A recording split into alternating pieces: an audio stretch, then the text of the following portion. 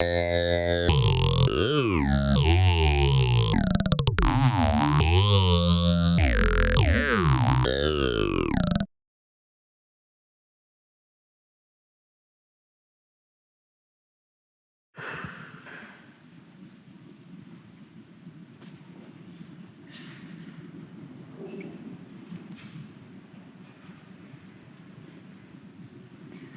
shoal is a naturally occurring ridge that forms underwater. It is an obstruction to navigation, stopping ships from passing. From the 1400s, shoal formations at Texel Island, a body of land to the north of Amsterdam, prevented larger ships from reaching the port of Oudeschild. To bring cargo aboard, smaller ships, called lighter barges, would carry off loads of cargo bit by bit. Today, over 500 years later, a different shoal is forming off the coast of the Netherlands, this time to the south. The zandmotor, or sand engine, is an artificial sand formation designed to slow down coastal erosion and nourish surrounding beaches. To make it, 21.5 million cubic meters of sand was dredged up from the North Sea and deposited on the beach. Over the next 30 years, it will gradually drift down the coast, replenishing sand taken away from beaches by wind and waves. Dutch engineers like to say that God created the earth, but the Dutch created the Netherlands. Tonight, we want to talk about the estuary and the waters around Amsterdam, thinking through them as logistical sites that have shaped and been shaped by the temporal dynamics of shipping. Logistics is, in many ways, a project of time management, a process of distributing, expropriating, and configuring planetary time. Logistics never eliminates time, it only displaces it. In our studies of the eye, we were drawn to three sites that each, in their own way, encapsulates or enacts a particular temporal dynamic within maritime space. Roadstead, Sea Lock, Deepwater Port. Our studies of these sites are specific to the estuary and to particular points in history. But in logistics, nothing is isolated. No site is specific. These sites exceed their specific time and space. They act as lenses to look at the temporality of capital more broadly and can be understood as temporal and spatial archetypes found in ports all over the world. When studying logistics, there is a temptation to only look up, at the megaships the size of small cities, at the automated cranes moving hundreds of thousands of tons of cargo a day. In an attempt to resist the seduction of the infrastructural sublime and remain attentive to the temporal dimensions of logistics, we focused on rhythm. Along the way, we charted the oceanic and anthropogenic rhythms that form each site, the building blocks of what we're calling the infrarhythm of logistics. Over time, the music changes, from the Dutch East India Company to the megaships of today, but the song remains the same.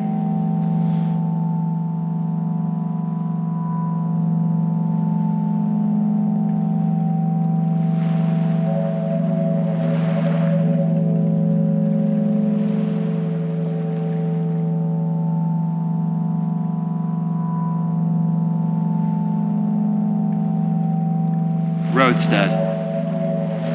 Site rhythms, the tides, migratory birds, the movement of the hand pump bringing water from the well, departure, return. Roadstead, a body of water sheltered from rip currents, spring tides, or ocean swell, where ships can lie at anchor without dragging or snatching, allowing them to stay rooted in one place. On Monday, November the 25th, 1776, Texel-born Hermanus Kikker joined the crew of the Ganges, a VOC ship bound for Batavia, as second mate. This was his second time being employed by the VOC and his second voyage to the Indian Ocean. On day 115, the Ganges arrived at the Cape of Good Hope, where it was mandatory for all VOC ships to anchor for refueling and repair. After a 12-day hiatus on the Cape, the Ganges would set sail again. On day 181, they arrive in Batavia, present-day Jakarta, where the crew would remain for just under 200 days. On day 604, Harmanus Kakir would return to the island. 1 year later, he would join yet another ship, the Pearl, this time as first mate, to repeat the same voyage. The Ganges and the Pearl are two of over 2,500 ships that waited in the relative calm of Texel, sheltered from the sea, before setting off for colonial outposts and slave plantations in the East Indies. Over 600,000 sailors would depart from Texel aboard these ships. On December the 12th, 1779, while Harmanus Kakir is en route to the Cape aboard the Pearl, his wife, Achilleutse, sends him a long and longing letter. She tells him that the children miss him and that she waits for him back in Texel. Texel was an economy of waiting, the wait for departure, the wait for return. As an anchorage and transshipment site, the Texel Roadstead was a crucial node in the maritime network of the Dutch Empire. This was where ships unloaded cargo, refueled, filled up on supplies, and hired crew. Thanks to the sheltered waters of the Roadstead, cargo could be transshipped onto smaller and lighter ships capable of crossing the shallower waters of the Zuiderzee into Amsterdam. At Texel, trade winds blew from the northeast, which VO ships wanted to head through the English Channel and begin their circumnavigation of the African continent. In this sense, the logistical and historical importance of the Texel Roadstead is in many ways an elemental one, emerging from the direction of winds and formation of sands that the maritime system had yet to overcome. With the invention of the steamship in the early 19th century, which allowed ships to sail independently of the wind, and the dredging of the North Holland Canal in 1820, which bypassed the shallow waters of the Zuiderzee, Texel quickly lost its maritime significance. Just a few decades later, the North Holland Canal was supplanted by the North Sea Canal, to be dredged through the narrowest point in Holland in order to provide the shortest route to the sea, a straight line running from Amsterdam to the Channel. If the Netherlands can be said to be the cradle of not just finance but also logistics, then the rise and fall of Texel illustrates what Stefano Hani and Fred Moten take to be one of the basic tenets of the science of logistics: a narrow geometry and brutalist geography that always assumes the shortest distance between 2 points is a straight line. To quote from their book, All Incomplete, "Of course, logistics has often found this empty earth contains blocks and denies access. But the science builds itself up to overcome these blocks and achieve this access. Logistics aims to straighten us out, untangle us, and open us to its usufruct, its improving use. Such access to us, in its turn, improves the flow line, the straight line."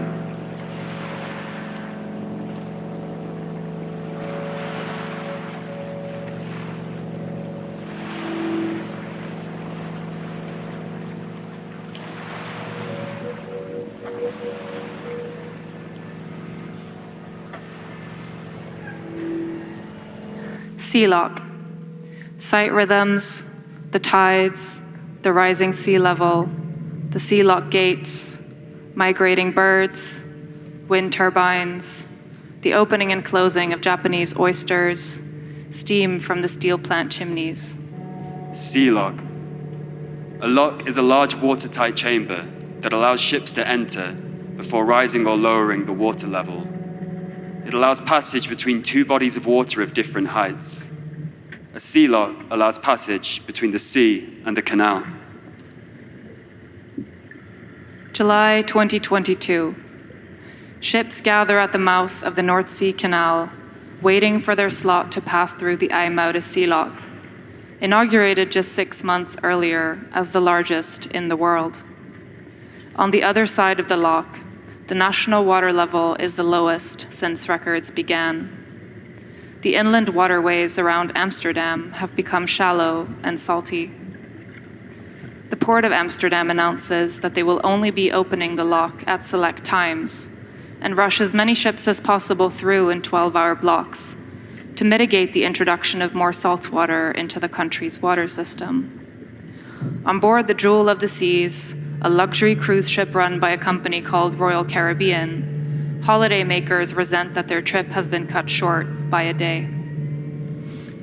The IJmuiden Sea Lock, inaugurated in January 2022, is the fifth lock to be built at IJmuiden, following the Small Lock and the Southern Lock, which were built in 1876 when the North Sea Canal was first dredged.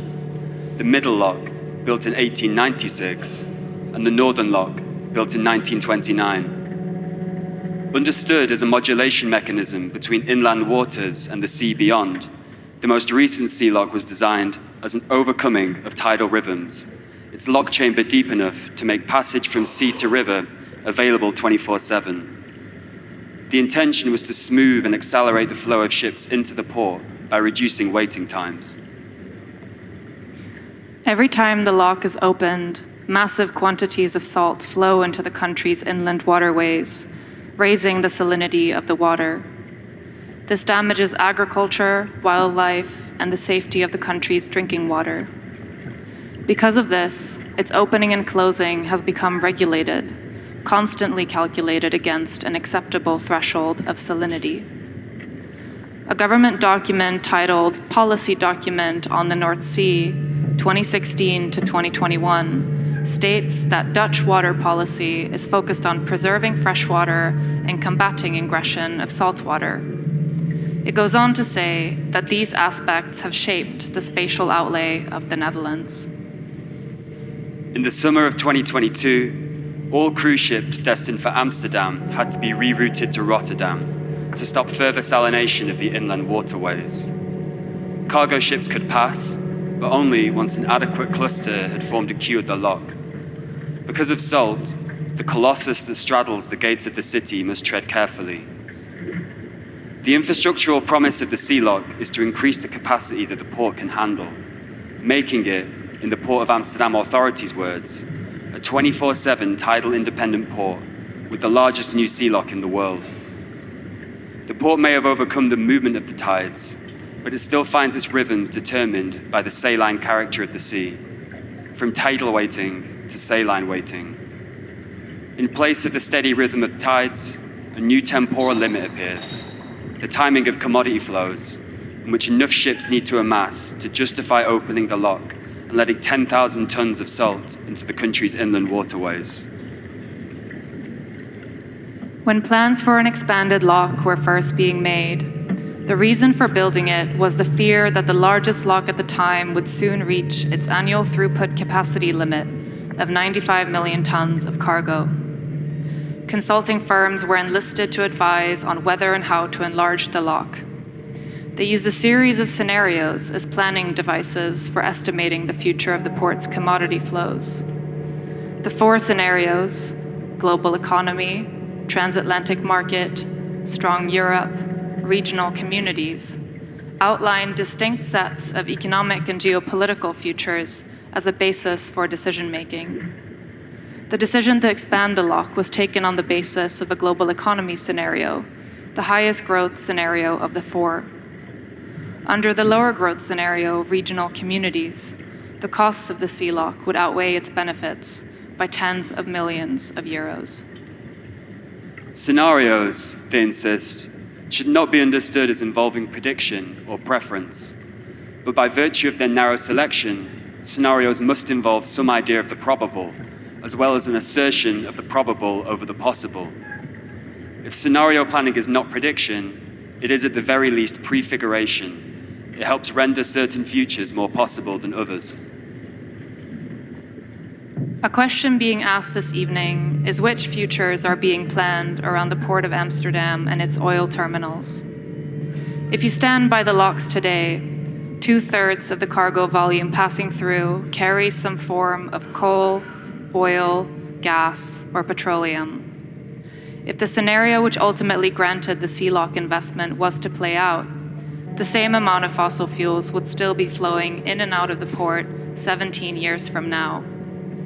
Conversely, if the port were to decarbonize and go through an energy transition, the expanded sea lock would lose much of its reason for existing in the first place. In this sense, the financial and political success of the world's largest sea lock infrastructure keeps Amsterdam tethered to a fossil-fueled future. And the scenarios that envisage this world have also helped make it.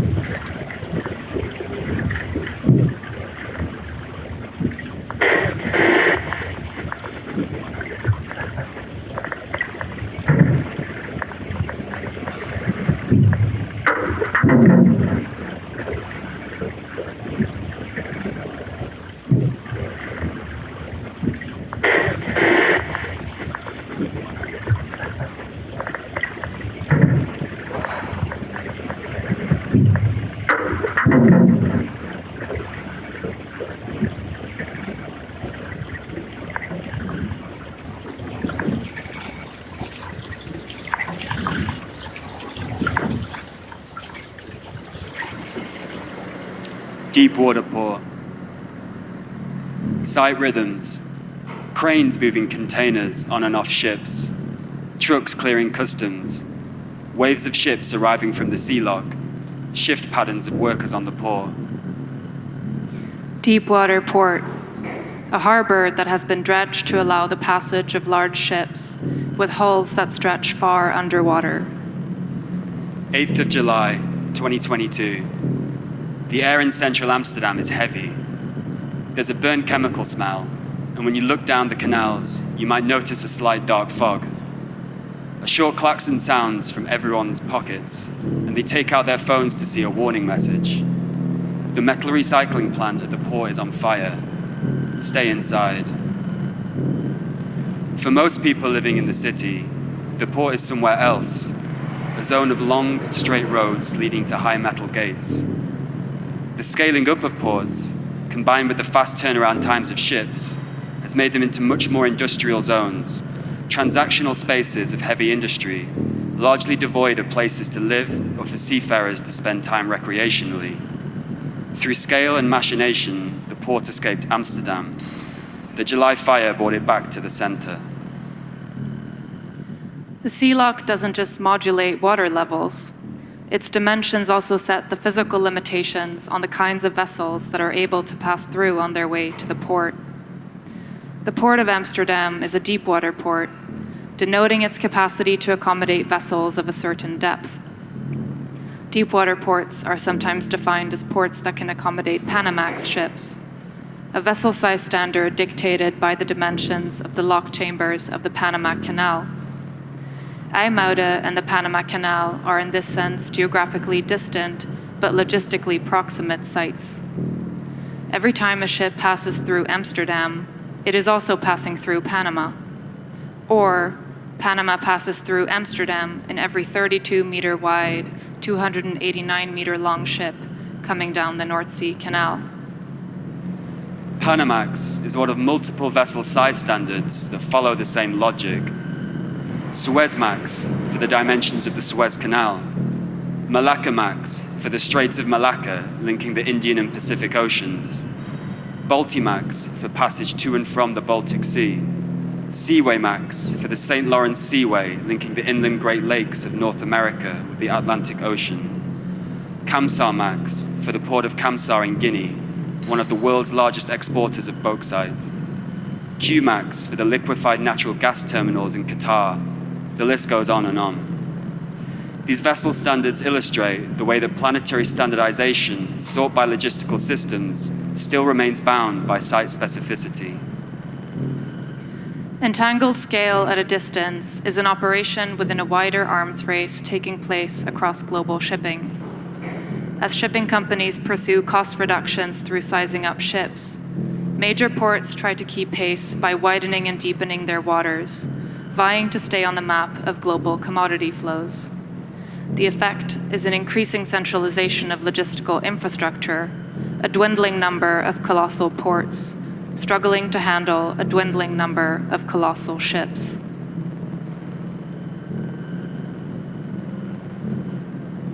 One way to think about contemporary logistics as a project of time management is through the difference between rhythm and tempo. Prior to the world that logistics makes, one of transnational, year-round commodity availability for those where wealth is concentrated, prior to all this there is subsistence, that which Moten and Harney might call logisticality, the capacity for sharing. Logisticality, mutual subsistence, is essentially polyrhythmic. It is composed of various rhythms of production loosely pegged to other rhythms, seasons, holidays, tides. Polyrhythm is when multiple rhythms coalesce around a common beat, a kind of rhythmic harmony that underpins Afro, Afro-diasporic, and Latin music. Logistics, with all its container ports, cranes, trucks, delivery windows, shift patterns, seeks to replace this polyrhythm with a sheer and uniform tempo, a flattened and standardized beat, one that is still never quite fast enough. Each time a port gets dredged to accommodate a Suezmax or Panamax ship, it is an attempt to catch up with a global tempo of accumulation, to not fall behind and go out of time. This is a beat that can only lead to exhaustion at every scale, to planetary burnout. In thinking about time and logistics, we can do so at two scales. In the micro-rhythms of local infrastructure, with the caveat that nothing is ever really local in contemporary logistics, and in the macro-rhythms of history and the discursive production of the future. In the first instance, we offer the idea of the infrarhythm, a kind of baseline rhythm of a place, established through the multiple rhythms and temporalities of natural and mechanical actors. The infrarhythm of Amsterdam is modulated by projects such as a sea lock or Deepwater port that inflect the daily rhythms of life for all around it. Infrarhythm acts as a kind of scaffolding for other temporalities, of labor and leisure, subsistence and accumulation. At the larger historical scale, logistical infrastructures contribute to the construction of an image of the future, a future that is at once violently here and yet never fulfilled, never arrived at. Writing about the temporality of capital, Sami Khatib notes how the Western model of capitalism always seeks to render everything that comes before it or is outside of it as transitory stages inevitably leading up to itself. History becomes reduced to a prehistory of the capitalist present. The historical horizon, the sense of other worlds being possible, disappears. One of the ways this is enacted is through the spatialization of capital time. The sense of a narrowly defined progress becomes translated into space. We can see this through logistical infrastructure that insatiably expands to become future-proof, to materialize this future. The port of Rotterdam, that the port of Amsterdam ostensibly expanded to compete with, has a visitor centre called Futureland. But this future is never arrived at, because for capital the future exists as a driving force, not a destination. Moten and Harney talk about logistics as continuous improvement, noting that continuous improvement means that every efficiency becomes inefficient the moment it is measured. Infrastructural projects designed to future-proof only ever push the horizon of the future further back. They come into the world as ruins, prefigurations of what might come next, prototypes for a world yet more exhausted.